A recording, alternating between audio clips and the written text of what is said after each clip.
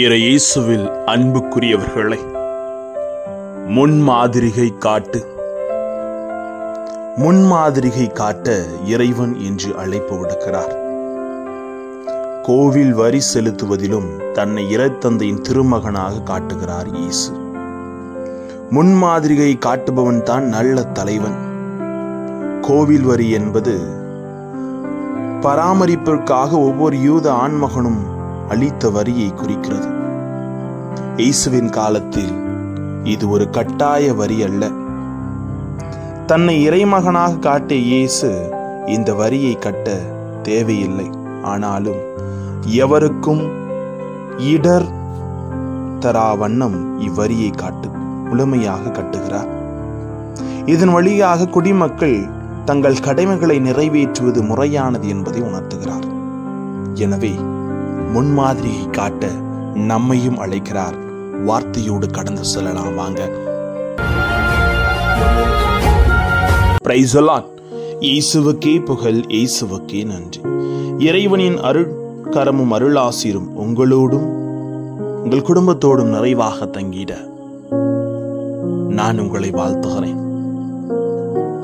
வரி வரி என்று திரும்ப திரும்ப நம் காதுகளில் இன்றைய நற்செய்தியின் வரிகளில் ஒலிக்கும் போது அந்த வரி என்ற ஒற்றை சொல் நம்மில் பலருக்கு கலக்கத்தையே தருகிறது.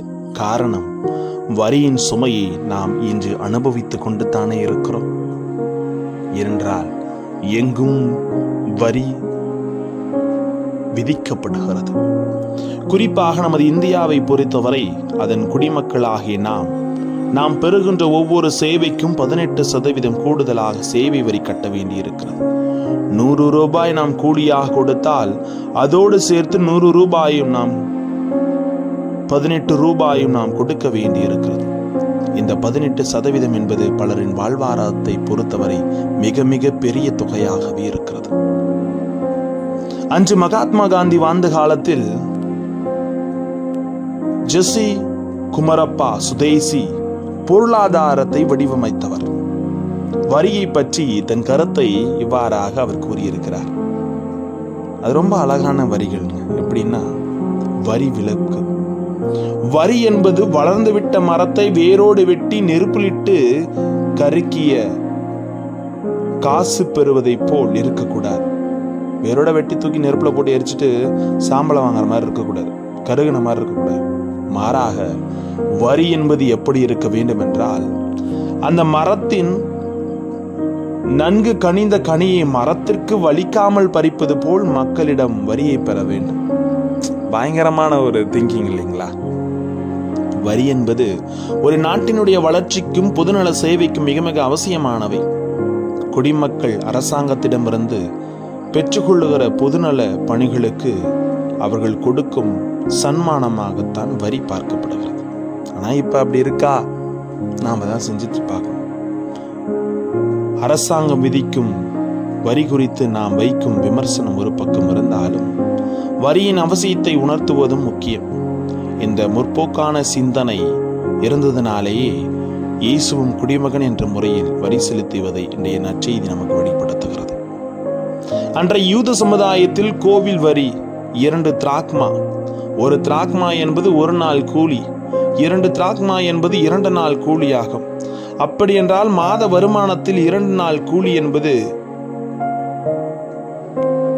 3.33% அப்படின்னு சொல்லுவாங்க. அந்த பெர்சன்டேஜ் ஒரு வருடம் வருமானத்தில் அது 40% மாறுகிறது. ஆகவே ஒரு வருட வருமானத்தில் 40% வரி பெருஞ்சுமையாகவே மக்களுக்கு இருந்தது. அப்படிப்பட்ட சூழ்நிலையில் இயேசு வரி குறித்து சிறு ஆய்வை மேற்கொண்ட பிறகு நாட்டுக்கு ஆற்றும் கடமையிலிருந்து விலக நினைக்கவில்லை.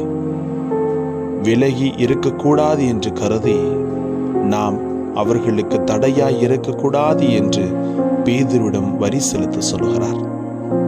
அதுபோல நாம் கிறிஸ்தவர்கள் என்ற முறையில் நமக்கு கிறிஸ்தவ கடமைகள் இருந்தாலும் குடிமக்கள் என்ற நிலையில் நாட்டின் கடமையை செய்வதும் நமது கிறிஸ்துவ கடமையில் ஒரு அங்கம் என்பதை உணர்ந்து அதிலிருந்து விலகி இருக்க முயலுவோம். நமது அங்கத்தை நாம் முழுமையாக அறிந்து கொள்ள வேண்டும் என்பார்கள். ஏனென்றால் ஆண்டவர் அழகாக என்று உணர்த்துகிறார். நாமும் திரு அவை சட்டங்களையும் நாட்டின் சட்ட திட்டங்களையும் கடைபிடித்து நல்ல குடிமக்களாக திகழ்வோம். நாடு நமக்கு என்ன செய்தது என கேட்பது, நாட்டுக்கு நாம் என்ன செய்தோம் என கேட்பதும் ஒரு நாணயத்தின் இரு பக்கங்களே. முன்மாதிரி காட்டு, பிறர் பின்தொடர அது வழியாக அமையும். அன்று இறைவனிடத்திலே நற்செய்திப்படி வாழ வேண்டும் என்று புனித அசிசியார் முன்மாதிரி காட்டுகிறார். இன்று நாம் பெருவிழாவாக எடுக்கும் அன்னை கிளாரா அதை பின்பற்றி முன்மாதிரியை எல்லோரிடத்திலும் விட்டு செல்கிறார்.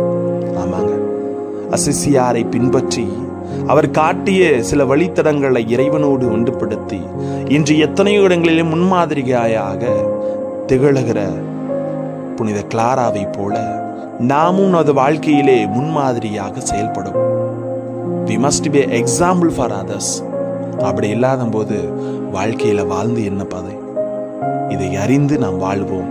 இறைவன் வழி நடத்துவார். ஜெபிப்போமா. அன்பு இறைவா, புனித கிளாராமாவின் பெருவிழாவிலே இறைவார்த்தையோடு இணைந்த நாங்களும் எங்களை ஒப்புக் கொடுக்கிறோம்.